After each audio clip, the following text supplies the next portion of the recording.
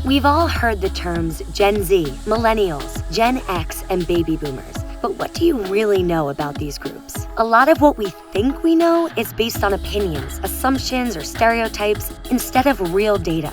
Viacom has studied these demographics a lot, and we're here to share some of our insights.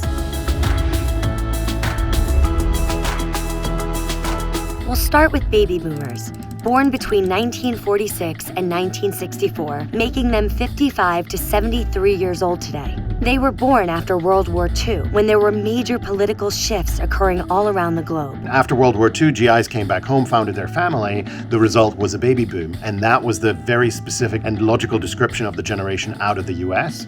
At the same time, other things were happening in other parts of the world, and they also had different names. In Germany, for example, they called them the 68er generation. In the US, there was suburbanization, a thriving post-war economy, and rapid social change. So as these kids were then growing up, they were dealing with things like the Vietnam War, cultural liberalization, flower power, Woodstock, the civil rights movement. All of those things had a massive impact on how baby boomers were forming and shaping their personality and their individualism. Baby boomers were dismantling the old ways of doing things and pushing society forward in a new, more progressive direction. They, as a collective, are rejecting what was before. They are starting to become a lot more liberal, and they're much more open-minded than their previous generation certainly were. So, what are baby boomers like today? Well, they're a lot more active and more technologically savvy than you might think. The biggest misconception about baby boomers today, certainly in the media and marketing industry, is that they're all gray-haired and living in retirement homes. That just is not true.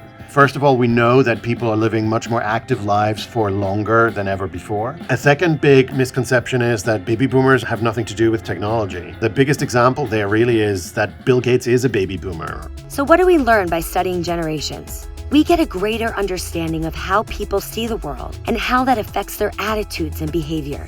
All this so we at Viacom can stay ahead of the trends and ensure the stories we tell continue to resonate with our audiences. We've learned so much in our research, and we can't wait to see where it takes us next, because we'll never stop knowing.